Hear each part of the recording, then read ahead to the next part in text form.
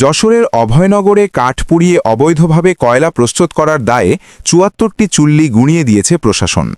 সোমবার সকাল থেকে বিকেল পর্যন্ত উপজেলা সিদ্ধিপাশা ইউনিয়নের আমতলা ও সোনাতলা গ্রামে অভিযান চালিয়ে ভ্রাম্যমাণ আদালতের মাধ্যমে এসব চুল্লি গুঁড়িয়ে দেওয়া হয়।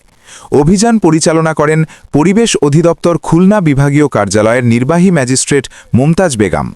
অভিযান শেষে নির্বাহী ম্যাজিস্ট্রেট বলেন, যশোর জেলা পরিবেশ অধিদপ্তরের উদ্যোগে সিদ্ধিপাশা ইউনিয়নের আমতলা ও সোনাতলা গ্রামে অভিযান চালানো হয়।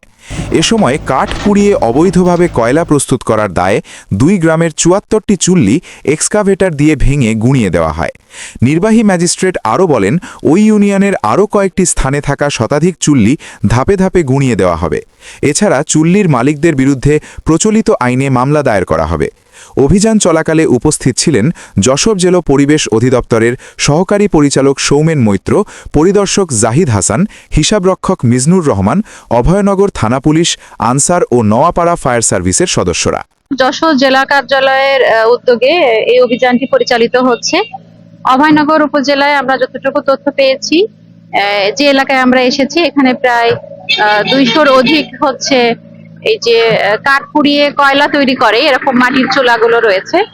তো সকাল থেকে আমরা অভিযান পরিচালনা করেছি। এ পর্যন্ত ৭৪টি চুলা আমরা ভেঙেছি। আপনারা দেখেছেন, আমার সাথে পুলিশ আছে, আনসার ব্যাটালিয়ন আছে। যেহেতু এখানে অগ্নিকাণ্ডের সম্ভাবনা থাকে, সাথে আমাদের ফায়ার সার্ভিসও রয়েছে। মোটামুটি আমরা আজকে ৭৪টার মতো চুলা ভাঙতে পেরেছি। আরো যে অবশিষ্টগুলো রয়েছে, নেক্সট আরো অভিযান এভাবে পরিচালিত হবে। সেই অভিযানের মাধ্যমে আমরা সবগুলো চুলা এভাবে ভেঙে দেওয়ার জন্য চেষ্টা করব। নির্মূল করতে হলে আমার মনে হয় স্থানীয়ভাবে এটা প্রতিরোধ করতে হবে, কারণ আজকে আমি অভিযান করে আমি খুলনায় ফিরে যাব। তো এই ক্ষেত্রে স্থানীয় প্রশাসন যারা রয়েছে এবং বিশেষ করে স্থানীয় জনগণ, আমি যারা বলবো, এলাকায় যারা বসবাস করছে, যারা এটার ক্ষতির সম্মুখীন হচ্ছে, তারা সম্মিলিতভাবে যদি প্রতিরোধ করে তাহলে আমার মনে হয় নতুন করে এই গড়ে ওঠাটা বন্ধ করা যাবে।